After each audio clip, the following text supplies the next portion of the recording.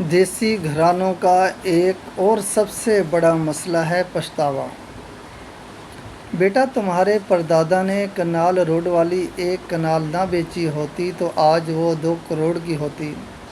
اگر میرے نمبر 5% مزید آ جاتے تو آج میں DC لگ چکا ہوتا۔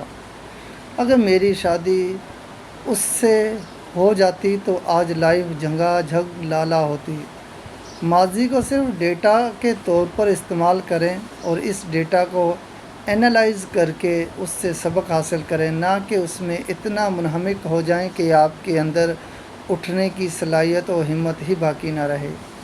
یہ نہ ہوتا تو یہ ہو جاتا تو وہ ہو جاتا، یہ ایک کمزور دماغ اور کمزور پرسنالٹی کی نشانی ہے۔